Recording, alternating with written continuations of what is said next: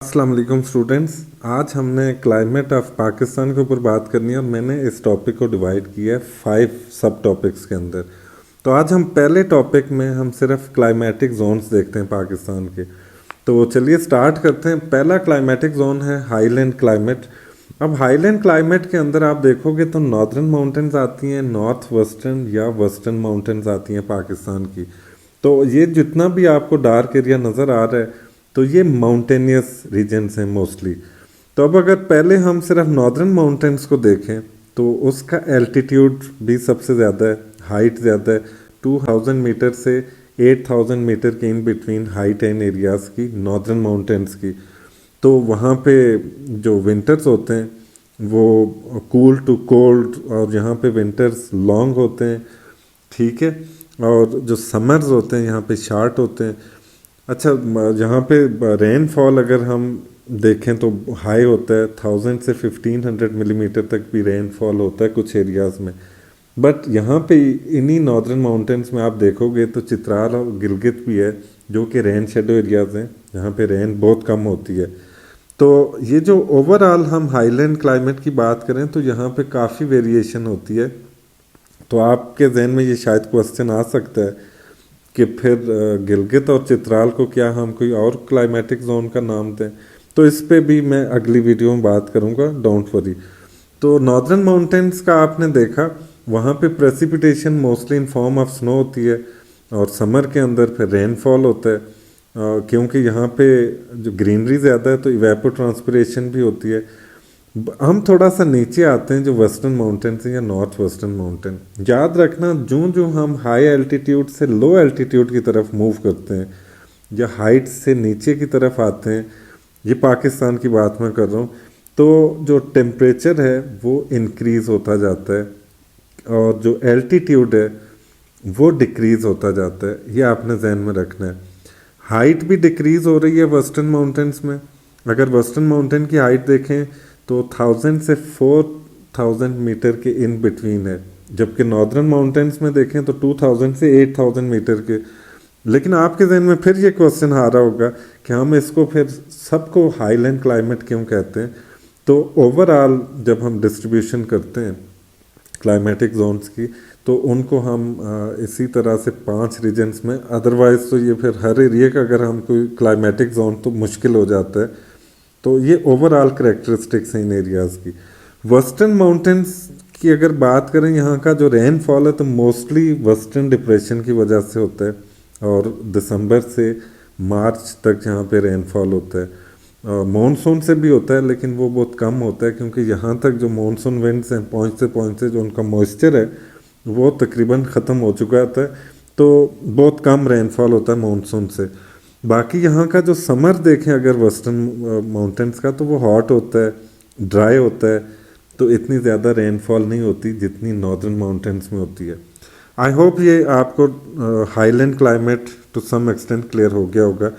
अब हम मूव करते हैं लो लैंड क्लाइमेट की तरफ। अब लो लैंड क्लाइमेट में आप देखो तो पोटवार प्लेट्यू, अपर इंडस, लोअर इंडस प्लेन, ये तीनों रीजन्स आते हैं।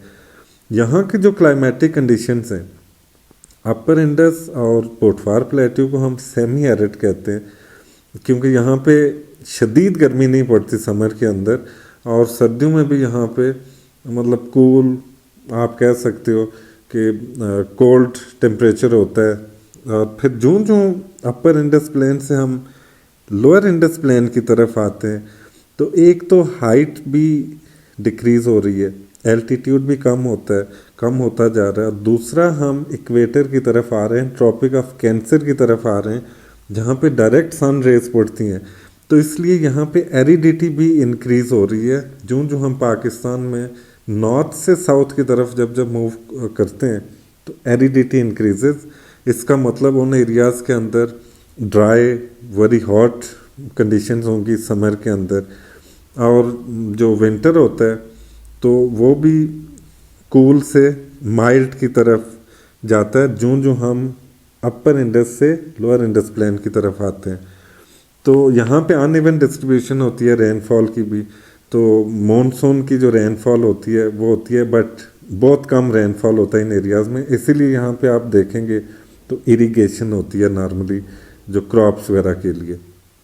फिर हम तीसरा जो रीजन है एरिड क्लाइमेट अगर देखें तो खारान डेजर्ट आपको वेस्टर्न साइड ऑफ पाकिस्तान नज़र आ रहा होगा, या इसको हम साउथ वेस्ट भी कहते हैं, या हम ईस्टर्न साइड अगर सिंध की देखें या साउथ ईस्ट पाकिस्तान का तो थर डेजर्ट। तो यहाँ पे शदीद गर्मी पड़ती है समर के अंदर, और जो यहाँ का जो विंटर होता है तो वो भी कूल होता है, क्योंकि डेजर्ट की जो क्लाइमेटिक कंडीशंस हैं यहाँ पे टेम्परेचर वेरिएशन बहुत होती है। दिन को हो सकता है 50 डिग्री हो, रात को वही टेम्परेचर 5 या 10 डिग्रीज पे आ जाता है। तो डेजर्ट के अंदर अगेन बारिशें भी इंतहाई कम होती हैं, स्टॉर्म चलते हैं यहाँ के ऊपर, तो कंडीशंस इंतहाई मुश्किल हैं लिविंग के लिए। उसके ऊपर हम नेक्स्ट वीडियो में बात करेंगे। फिर हम अगले रीजन के ऊपर जाते हैं, तो ये हमारा कोस्टल अगर आप एरिया देखो तकरीबन जो 1000 किलोमीटर का कराची से ये मकरान और पूरा ये बलोचिस्तान आप देखो, तो यहाँ पे जो विंटर्स होते हैं वो माइल्ड होते हैं, समर्स वार्म होते हैं, और यहाँ पे क्योंकि साथ में अरेबियन सी है तो मैरी टाइम इफ़ेक्ट होता है। अब मैरी टाइम इफ़ेक्ट के अंदर क्या होता है कि जो कॉन्टिनेंट है, गर्मियों के अंदर जो कॉन्टिनेंट है जैसे कि आप देख रहे होगे पिक्चर के अंदर, तो उस पर जब सन रेज पड़ती हैं तो वो हीट अप करता है लैंड को जल्दी, और जो वाटर बॉडीज़ होती हैं वो कूल रहती हैं। तो जब यहाँ पे टेम्परेचर का डिफरेंस आता है तो विंड्स चलती हैं जिनको हम प्रिवेलिंग विंड्स कहते हैं, तो वो फिर मॉइस्चर लेके आते हैं। तो ऐसे ही ये इसका जो साइकिल चलता रहता है विंड्स का थ्रू आउट समर, तो ह्यूमिडिटी यहाँ पे इंक्रीज़ हो जाती है और एक कूलिंग इफेक्ट आता है, तो जिससे टेम्परेचर इंक्रीज़ नहीं होता इन एरियाज़ के अंदर, और यही चीज़ रिवर्स हो जाती है विंटर्स के अंदर। तो ये हमारे क्लाइमेटिक जोन्स थे ओवरऑल। अब नेक्स्ट वीडियो के अंदर इंशाल्लाह हम जो क्लाइमेट को क्या चीज़ें इफ़ेक्ट करती हैं उसके ऊपर बात करेंगे। फिर जो ह्यूमन के ऊपर इसके क्या इम्पैक्ट्स पड़ते हैं उसके ऊपर भी बात करेंगे, और जो टर्मिनोलॉजीज़ हैं उनको डिटेल में देखेंगे। तो आई होप कि आपको क्लाइमेटिक जोन्स समझ आ गए होंगे। अगर still if you have any question whatsoever in your mind तो you can write in the comment box, मैं उसके ऊपर इंशाल्लाह आपको क्लियर कर दूंगा। नेक्स्ट वीडियो तक अल्लाह हाफिज़।